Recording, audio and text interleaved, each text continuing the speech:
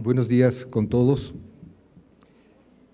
Quiero agradecer al ingeniero Francisco Garzón, decano de la Facultad de Administración, y al doctor Pedro Páez, superintendente de control de poder de mercado, la invitación a exponer desde la visión de la supervisión del sector financiero popular y solidario lo que constituye para el país este sector económico y el potencial que tiene en las actuales circunstancias.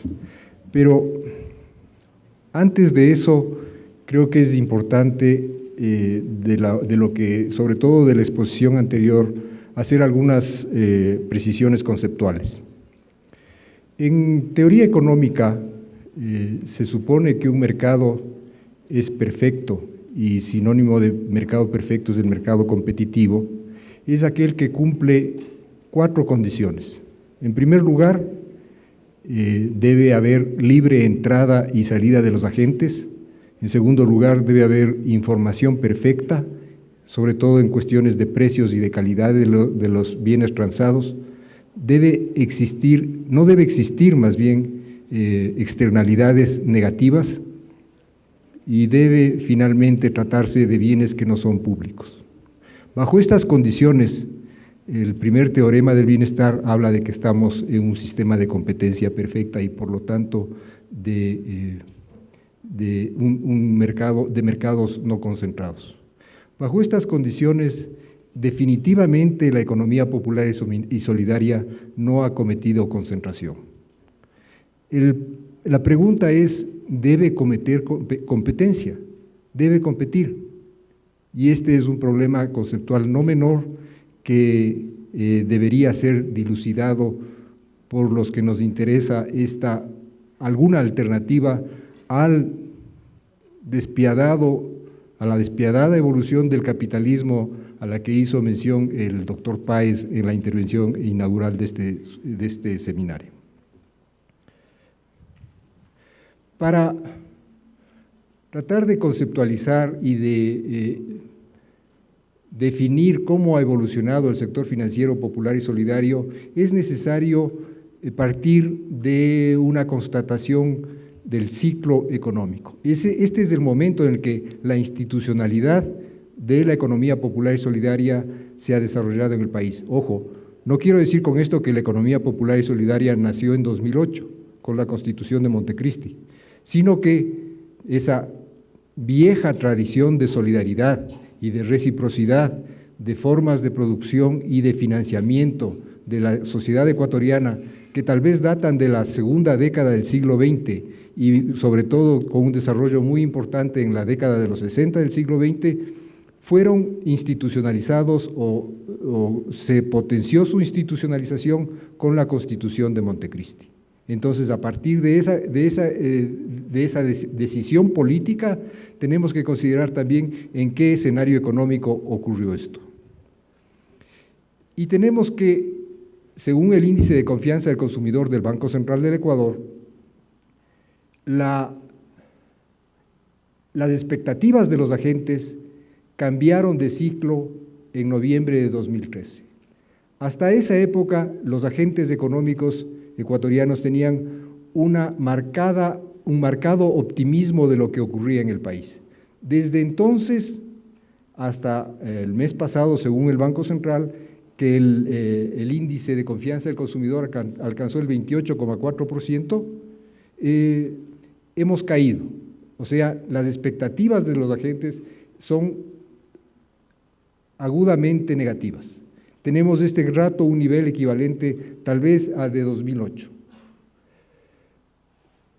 Otro indicador, el índice de actividad económica coyuntural, ajustada por tendencia, que es otro indicador de coyuntura del Banco Central. Este nos indica que alrededor de noviembre de 2014 cambió la tendencia. Es decir, hasta noviembre de 2014 crecía, la actividad seguía creciendo y luego de eso ya no ha seguido creciendo. Aquí tenemos 2 temas. El primero, que desde entonces la economía ecuatoriana está estancada con este indicador, según este indicador, introduce consumo eléctrico, consumo de cemento, es decir, indicadores de muy corto plazo que son capaces de captar la actividad económica. Pero también significa, si es que ustedes ven este gráfico de índice de confianza, que las expectativas de los agentes se adelantaron más de un año a lo que sucedió en la economía realmente. Siguen, o dicho de otra manera, como la economía ya no ha dejado ya no sigue decreciendo, los agentes creen que sigue decreciendo, lo cual implica una diferencia entre la realidad y las expectativas de los agentes que están imbuidos por algún otro tipo de condicionante que no es el condicionante de los mercados. En cuanto al índice ¿qué pasa con la moneda nacional? Como ustedes conocen, el Ecuador no tiene dinero, no emite su propio dinero y está entonces expuesto a la política económica de la Reserva Federal de los Estados Unidos. Desde 2012, la política económica de la Reserva Federal implicaba apreciación del tipo de cambio. Esto tiene dos factores negativos para la coyuntura ecuatoriana. En primer lugar, que hace difícil exportar dadas las condiciones actuales a las exportaciones ecuatorianas. Y al mismo tiempo, a pesar de todo, se hace más fácil importar. Y esto tiene profundos efectos en la cuenta corriente de la balanza de pagos. Solamente, si ustedes se fijan al final del gráfico, no avanza el puntero, bueno, sobre 2016 comienza este ciclo de apreciación del tipo de cambio a decrecer, y esto nos favorece de alguna manera. Insisto, este es un factor que desde 2000, desde la dolarización, el Ecuador no controla. Todo esto está muy fuertemente influenciado o determinado incluso por el precio del petróleo. Si ustedes se fijan, desde junio de 2014, el precio del petróleo comenzó a descender. Y lo ha seguido haciendo hasta tal vez febrero de 2016, cuando se situó a $20 por barril, es decir, $15 menos que lo presupuestado para 2016. Solamente desde hace algunas semanas está de nuevo por sobre los $35, es decir, superior al presupuesto nacional. Esto es una buena noticia, por cierto. Hay un indicador que calcula el Banco Central que se llama el indicador adelantado del ciclo del PIB, que muestra una extraordinaria correlación entre la producción en valor del petróleo en la línea celeste y el ciclo del PIB en periodicidad trimestral. Si ustedes se fijan, si baja el precio del petróleo, baja el ciclo económico. Y la buena noticia con esto, que en sí misma no es tan buena, pero la buena noticia de esto es que a partir de febrero de 2016 parecería que la producción de crudo nos está indicando que el ciclo ha llegado a su fin recesivo y que podríamos tener una nueva fase de expansión, ojalá que sea continuada. Todo esto ha ocurrido en medio de una preferencia por liquidez de los agentes económicos muy marcada desde abril de 2012. La relación entre especies monetarias en circulación y M2, es decir, el agregado económico más grande que tiene especies monetarias en circulación, depósitos a la vista y otro tipo de depósitos, esta tendencia, esta pendiente positiva de esta curva indica que los agentes económicos quieren sacar su dinero del sistema financiero y ponerlo en algún lado, sea fuera del país, sea en el colchón, donde sea, pero no en el sistema financiero. Afortunadamente también en enero de 2016 parece que ha cambiado esa tendencia. Ustedes se fijan, hay un pico ahí y comienza a descender. Ojalá que sigamos teniendo esta tendencia.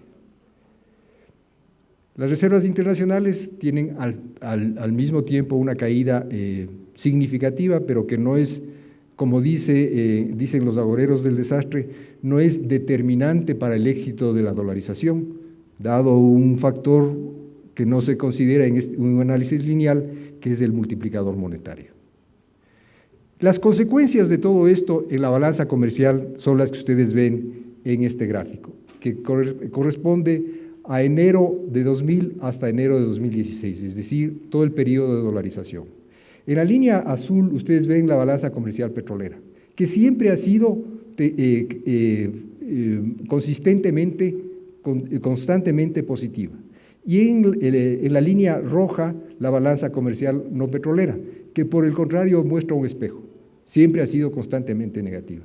La diferencia entre estas dos la tienen en la balanza comercial total en las barras verdes. Si ustedes se fijan, al final del periodo tenemos barras verdes constantemente negativas. Y este es un problema grave que ha tratado de ser solucionado con salvaguardias, con cupos de importación, es decir, con sistemas de control de comercio exterior primitivos que se exigían en el siglo XIX, principios del XX, y que son muy cuestionados por los países dentro de la Organización Mundial de Comercio. Y por último, otra consecuencia grave es lo que ha ocurrido en el presupuesto del gobierno central, en donde hasta enero de 2015 tenemos fuertes déficits primarios. Luego de 2015, ustedes notan, los déficits son menos pronunciados y esto implica que el gobierno ha tenido una fuerte disciplina y mucho cuidado para tratar de corregir el desequilibrio fiscal. Este ha sido el escenario en el que se ha institucionalizado la economía popular y solidaria. En la Constitución de la República de 2008, el artículo 283, reza que el sistema económico es social y solidario, a diferencia de los sistemas de mercado que prevalecen en otros países de América Latina.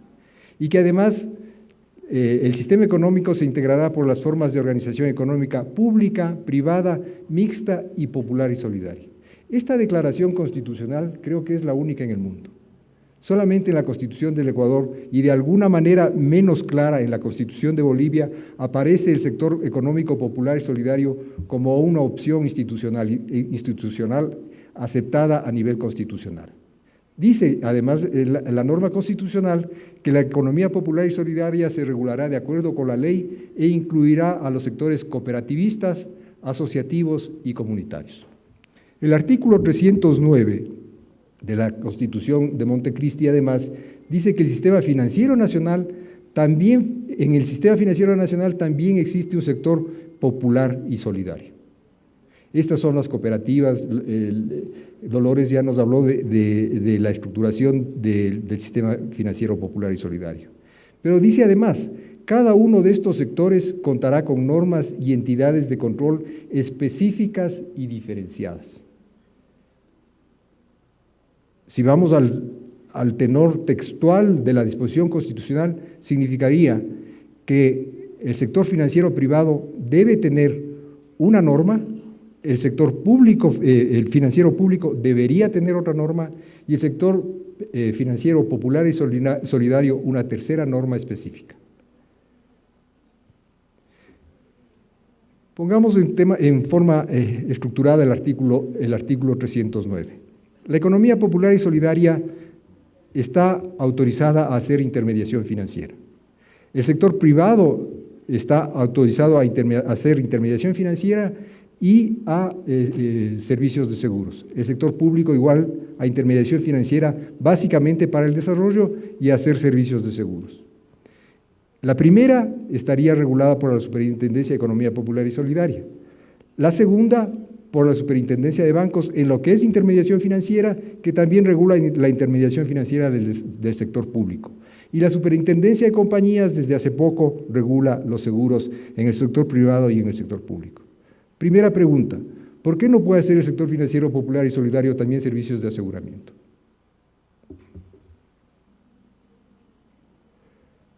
Y una cosa más, todo esto está regulado por una sola norma, que es el Código Orgánico Monetario y Financiero. Vamos un poco más profundamente a la institucionalidad del sector económico popular y solidario. Tenemos ahí desde el sector público competencias de rectoría, regulación, control y fomento. En cuanto a rectoría, Tenemos el Comité Interinstitucional, conformado por el Ministerio Coordinador de Desarrollo Social, el Ministerio Coordinador de la Producción, el Empleo y la Competitividad y el Ministerio Coordinador de la Política Económica. Además, hace rectoría la Junta de Política y Regulación Monetaria y Financiera y un consejo consultivo que tal vez si alguno de ustedes sabe cuándo se reunió, yo desconozco. ¿Quién hace regulación? El sector no financiero está regulado por el Ministerio Coordinador de Desarrollo Social y el sector financiero, estamos solamente en el sector económico popular y solidario por la Junta de Política y Regulación Monetaria y Financiera. Pero, por ejemplo, las cooperativas de transporte están reguladas por la Agencia Nacional de Tránsito y las cooperativas de vivienda por el MIDUBI y las cooperativas de producción por el Ministerio de Agricultura y Ganadería, por ejemplo. Quien hace supervisión de esto, ojo, y la labor de una superintendencia es la supervisión y en algunos casos la regulación general, es la Superintendencia de Economía Popular y Solidaria. La SEPS fue constituida en junio de 2012, es decir, es necesario recordar esto, 4 años después prácticamente de que la Constitución de la República fue aprobada y exigió que se haga que se estructure esta institucionalidad. Y es un organismo, insisto, técnico de control, o sea, no es un organismo de fomento, no es un organismo de rectoría, controla la intermediación financiera que hacen las cooperativas y los servicios y la asociatividad que se cumple dentro del sector cooperativista. Y por último, tenemos el ala de fomento dentro de las competencias del sector público, donde el fomento y la promoción hace el instituto, o debería ser el Instituto Ecuatoriano Instituto de Economía Popular y Solidaria. El financiamiento está a cargo de la CONAFIPS, Corporación Nacional de Finanzas Populares, y el aseguramiento de los depositantes está a cargo de la Corporación de Seguro de Depósitos o COSEDE. Esta es la estructura institucional desde el sector público. Veamos ahora cómo está constituido el sector financiero. En la actualidad, con datos a 30 de mayo de 2016, las cooperativas de ahorro y crédito suman 797 cooperativas activas, que están divididas en 5 segmentos, desde unas que tienen más de 80 millones de capital, ¿sí?, hasta otras que tienen menos de $1 millón en capital, que forman parte del segmento 5 y que constituyen el 58,3% de las cooperativas totales. Dolores habló hace un momento de su red de integración. Su red de integración está básicamente enfocada a segmentos 4 y 5, es decir, contiene más del 70% de todas las cooperativas. Pero ese 70% de todas las cooperativas apenas tiene 7% de la cartera, mientras que el 3,2% de las de segmento 1, es decir, de las grandes, tiene 66% de la cartera total y 51,5% de los socios. Y ojo que estamos hablando de socios, no de clientes, y eso implica una característica específica diferente del sector financiero popular y solidario. En resumen, lo que se puede decir de este pantallazo es que el sector financiero, financiero popular y solidario, si es que tiene alguna característica saliente, es su heterogeneidad. Y esa heterogeneidad, a diferencia de lo que ocurre en el sector financiero público, nos lleva a que la regulación sea diferenciada, y para eso la segmentación. Mientras que en el sector bancario, todos los bancos están regulados por las mismas medidas generales. La cobertura del sector financiero popular y solidario. El sector financiero popular y solidario tiene 2.400 puntos de atención en todo el territorio nacional. Es verdad que existe mayor número, no quiero hablar de concentración, mayor número de puntos de atención en la sierra, sobre todo en Pichincha, en Cotopaxi, en Tungurahua y al norte del país. Pero existen, en cambio, puntos de atención en todo el territorio nacional, a diferencia del sector financiero privado, en donde existe una agencia donde saben los bancos que hay dinero. Y básicamente el proceso de captación de dinero del sistema bancario es captar donde hay dinero para llevarlo a donde sus clientes quieren que se hagan las transacciones. Y eso implica un vaciamiento del dinero o de la liquidez de los territorios, de las localidades, para llevarlos precisamente a lo que apuntó el compañero que hizo la presentación anterior, que básicamente el crédito de consumo se destine a Quito y Guayaquil. Esa no es la lógica del sector económico popular y solidario, es completamente diferente. Pero además, la Superintendencia de Economía Popular y Solidaria no solamente tiene que ver con el sector de intermediación financiera, también tiene que ver con el sector no financiero, en donde hemos registrado hasta ayer 8.165 asociaciones, cooperativas, federaciones, redes, uniones y otras organizaciones. De estas, las principales se encuentran en el área de producción y de servicios, tanto en cooperativas como en asociaciones. Aquí existe un importantísimo potencial productivo nacional que tiene que ver no con la acumulación de capital, como mencionó Pedro al principio de esta mañana, sino con la solidaridad y con la reciprocidad económica, que son valores sociales distintos al enriquecimiento individual. Asimismo, la cobertura del sector no financiero de la economía popular y solidaria está ampliamente distribuido en el país, pero en especial en las provincias de Los Ríos, del Oro, de Guayas, Puerto Viejo, Manabí, Esmeraldas y las provincias del norte del país. En estos sitios existe una vieja tradición de solidaridad y de cooperativismo y asociativismo solidario que debe ser considerada ya no como un tema marginal dentro del país. Esto es un tema vibrante y creciente dentro del Ecuador. Pero se trata ahora de profundizar un poco en los temas financieros. Veamos algunas cifras comparativas entre el sector financiero popular y solidario y la banca privada. Se argumenta que el sector financiero popular y solidario es la economía y el financiamiento de los pobres, y esto es falso. De cada dólar de patrimonio financiero que tiene el sector financiero más del popular y solidario más del sector financiero privado, 1 corresponde a las cooperativas de ahorro y crédito, es decir, 30,6% del patrimonio registrado hasta diciembre de 2015 corresponde a cooperativas, 20,3% de los pasivos y 21,6% de los activos. No es una economía marginal ni informal. Pero más todavía, si ustedes analizan, si se considera las captaciones y colocaciones, y estamos hablando de un periodo de crisis, junio de 2013 a diciembre de 2015, mientras el sector financiero popular y solidario tenía en crecimiento semestral promedio 6,4% de crecimiento de captaciones, la banca privada tuvo apenas el 1,82%. Y para colocaciones la diferencia subsiste, 5,52% para el sector financiero popular y solidario y 1,43% para la banca privada. Es decir, el sector financiero popular y solidario es mucho más resistente al embate de una situación, de un ciclo económico negativo que el sector financiero privado.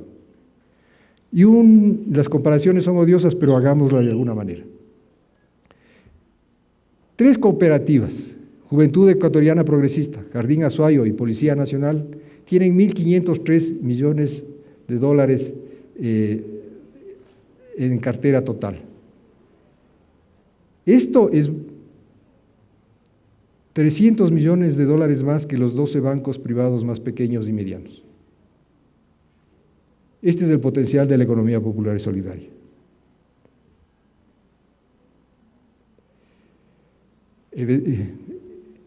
Pero insisto, como es un segmento financiero tan heterogéneo, por ejemplo, en la afectación del terremoto del 16 de abril de 2016, tenemos 49 entidades afectadas, pero el grado de afectación es distinto según la segmentación.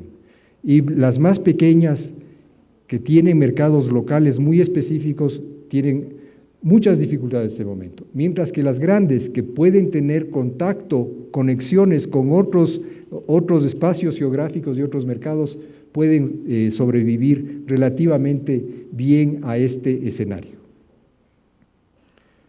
En todo caso, en promedio, en general, en la crisis, ya dije la palabra que no hay que decir desde el sector público, en este ciclo recesivo de la economía, ha probado el sector financiero popular y solidario ser mucho más resistente. Y ahora veamos, bueno, pero ¿y esto para qué? El modelo de desarrollo. En esta lámina absolutamente poco amigable, ustedes tienen las exportaciones FOB primarias y de productos elaborados. Si es que hubiésemos tenido un cambio de matriz productiva significativo, lo que está en color vino hubiera crecido significativamente, 2010-2015. Y vemos que creció entre 2010 y 2012. 2013 decrece y en 2015 llega al 16,8% de las exportaciones FOB total. Lo que significa no que hubo un repunte del cambio de la matriz productiva, sino que bajó el precio del petróleo. Es decir, dicho de otra manera, nuestros esfuerzos no han sido suficientes para lograr un cambio significativo. Esto, si es que vamos a mayor detalle en la estructura de las exportaciones, valores FOB, vemos que en la línea oscura, los productos de la extracción, más en la línea rosada, productos agrícolas y acuícolas, representa en el periodo 2010-2015 entre el 84 y el 79% de las exportaciones totales. Es decir, los productos primarios y de la extracción representan hasta 8 de cada 10 dólares exportados. Si podemos ver en dónde hemos tenido algún resultado significativo, en la línea verde claro, la producción de alimentos elaborados sube de 5.7 a 7.4. Es ahí a lo mejor donde deberíamos ponerle más énfasis al cambio de la matriz productiva, es decir, donde tenemos ventajas comparativas y competitivas dinámicas superiores dada nuestro expertise de productores de bienes primarios. Y lo mismo sucede desde el lado de las importaciones. En la línea morada, consumo duradero, en la línea morada más clara, materias primas industriales, la línea naranja, bienes de capital industrial, y la línea verde, combustibles y lubricantes, representan entre el 70 y el 75% de las importaciones totales. Es decir, seguimos importando productos de alto contenido tecnológico y gran valor agregado, mientras exportamos productos primarios. Veámoslo desde las cuentas nacionales, el valor agregado bruto programa de actividad.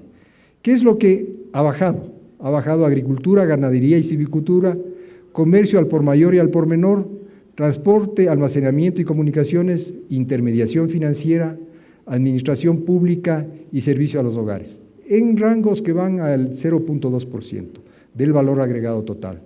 Mientras que lo que ha subido es explotación de minas y canteras, o sea, extracción, industrias manufactureras, básicamente alimentos en la punta, suministro de electricidad y agua, y esto seguirá subiendo porque Coca-Cola comienza a producir ya, construcción, es lo que ocurre siempre en una economía aquejada de enfermedad holandesa cuando tenemos boom de precios de primarios, y hoteles y restaurantes. Vean ustedes que hoteles y restaurantes sube de 1,9 a 2,3 en 2014. Es decir, el turismo es efectivamente una rama de crecimiento que nos puede resultar muy importante. Han quedado estables actividades inmobiliarias y hogares privados con servicio doméstico, es decir, el servicio doméstico privado. Estos son los resultados. tenemos mucho más por hacer. Concluyamos ahora. En primer lugar, Ecuador atraviesa un ciclo económico difícil con términos de intercambio adversos, expuesto a la política monetaria del FED y con expectativas negativas de los agentes económicos. Al igual que en los años 80 del siglo pasado, la crisis actual encuentra al país con una fuerte tendencia del petróleo y con una estructura productiva concentrada en bienes primarios y extractivos. Sin embargo, se pueden identificar importantes avances en educación, en servicios de salud, esto es capital humano según el Banco Mundial, en investigación y desarrollo, en infraestructura de transporte, en infraestructura de generación eléctrica, que contribuirán a superar la crisis internacional y a minimizar la posibilidad de eventuales retrocesos sociales. Además, entre estos avances también se encuentra la visibilización a nivel constitucional e institucionalización social de la economía popular y solidaria. Este es un capital social del Ecuador que no puede ser ni minimizado ni desperdiciado. La economía, sin embargo, es necesario tener presente que la economía social y solidaria encarna conductas individuales, prácticas comunes y un modelo empresarial con valores distintos. No es que se trate, las cooperativas no es que sean empresas financieras de menor categoría que los bancos, son empresas financieras de otra calidad, de otra naturaleza distinta a los bancos. Comenzando, como les he dicho, porque no hablamos de clientes. El capital de la cooperativa es de los socios y los socios son los que reciben los beneficios y eso no ocurre con un banco privado.